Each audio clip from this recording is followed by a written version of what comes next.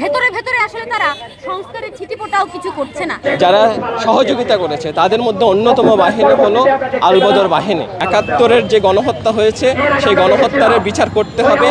ছিল যে এটার মধ্য দিয়ে একটা স্বাধীন বিচার বিভাগ আমরা পাবো, কিন্তু সেই স্বাধীন বিচার বিভাগ পাওয়ার যে স্বপ্ন, সেই স্বপ্নকেই অন্তর্বর্তীকালীন সরকার পায়ে মারিয়ে গেল এবং সে আবারও প্রমাণ করলো যে আসলে এই অন্তর্বর্তীকালীন সরকার সংস্কারের যত বুলি দেখ না কেন, ভেতরে ভেতরে আসলে তারা সংস্কারের ছিটিপোটাও কিছু করছে না।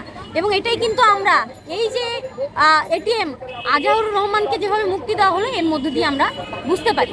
2013 সালে যে শাহবাগ আন্দোলন হয়েছিল, সেই শাহবাগ আন্দোলনকেও কিন্তু আওয়ামী লীগ নানানভাবে ব্যবহার করেছিল, যেখানে যে শাহবাগ আন্দোলন সত্যিকার অর্থে যুদ্ধাপরাধীদের বিচারের দাবিতে সংগঠিত হয়েছিল। কিন্তু আমরা যদি দেখি তাহলে আমরা দেখব যে আসলে সেটাকে আওয়ামী লীগ কীভাবে ব্যবহার করলো।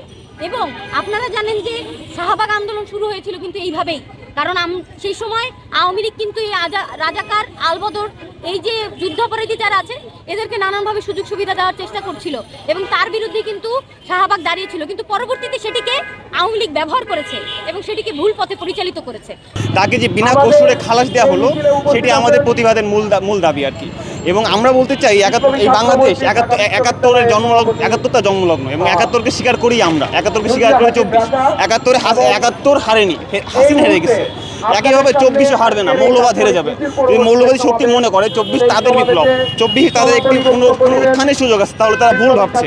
এবং আমরা সাধারণ শিক্ষার্থীরা, প্রগতিশীল ছাত্ররা বলতে চাচ্ছি যে বাংলাদেশে কখনোই মৌলবাদের আগ্রাসন মেনে নেওয়া হবে না।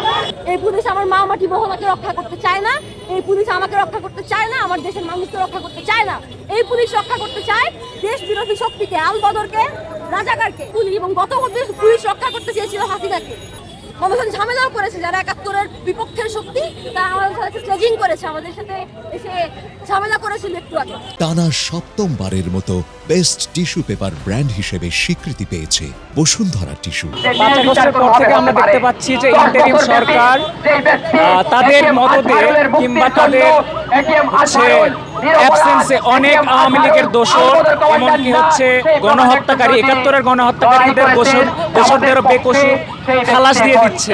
এবং আমরা আজকে শুনতে পাই এটিএম আজহার, যিনি কিনা ৭১-এ যুদ্ধাপরাধের দায়ে অনেক মামলায় তিনি সংযুক্ত ছিলেন, তাকে ট্রাইব্যুনালেও নেওয়া হয়েছিল অনেকবার।